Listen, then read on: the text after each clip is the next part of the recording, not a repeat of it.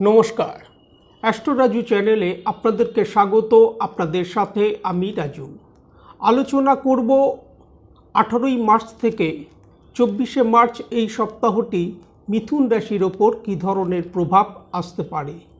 এই সপ্তাহে চন্দ্রমাকে গোচরে মিথুন রাশি, কর্কট রাশি ও সিংহ রাশিতে ভ্রমণ করতে দেখা যাবে।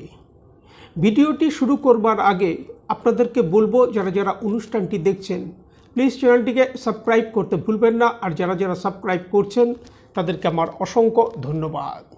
সপ্তাহের শুরুতেই চন্দ্রমাকে গোচরে আপনাদের রাশির ফার্স্ট হাউসে অর্থাৎ মিথুন রাশিতেই অবস্থান করতে দেখা যাবে। মিথুন রাশিতে চন্দ্রমাকে গোচরে মঙ্গলবার দুপুর 1:30 আগে পর্যন্ত অবস্থান করতে দেখা যাবে। এই সময় কর্মক্ষেত্র, ব্যবসায়িক ক্ষেত্রে ফোকাস বৃদ্ধি করে চলা উচিত। আর্থিক দিক থেকে লাভপ্রাপ্তি আসতে দেখা যাচ্ছে, তবে মানসিক একটা বিষণ্ণতা এই সময় মনের মধ্যে কাজ করতে দেখা যেতে পারে, যার কারণে হঠকারীভাবে কোনো সিদ্ধান্ত নেওয়া থেকে এই সময় বিরত থাকা উচিত। মঙ্গলবার দুপুর 1:30 পর চন্দ্রমা গোচরে আপনাদের রাশির দ্বিতীয়ভাবে অর্থাৎ কর্কট রাশিতে প্রবেশ করবে এবং শুক্রবার রাত্রির 1:30 আগে পর্যন্ত চন্দ্রমাকে গোচরে কর্কট রাশিতেই অবস্থান করতে দেখা যাবে। কর্মক্ষেত্র, ব্যবসায়িক ক্ষেত্রে এই সময় অগ্রগতি আসতে দেখা যাচ্ছে। আর্থিক দিক থেকেও এই সময় লাভপ্রাপ্তি আসতে দেখা যাচ্ছে, তবে নিজেদের কথাবার্তার প্রতি এই সময় কিছুটা নিয়ন্ত্রণ করে চলা উচিত।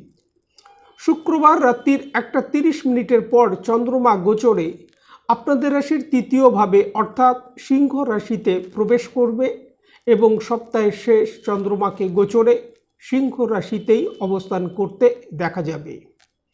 আর্থিক দিক থেকে এই সময় লাভপ্রাপ্তি আসতে দেখা যেতে পারে।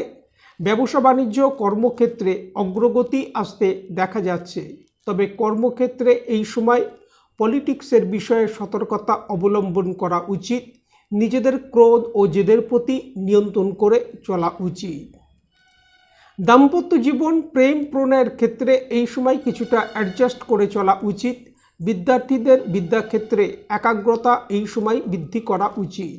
শরীর স্বাস্থ্যের ক্ষেত্রে ইএনটি রিলেটেড কোনো সমস্যা, দাঁতের সমস্যা, চক্ষু সংক্রান্ত সমস্যার প্রকোপ কিছু কিছু ক্ষেত্রে আসতে দেখা যেতে পারে।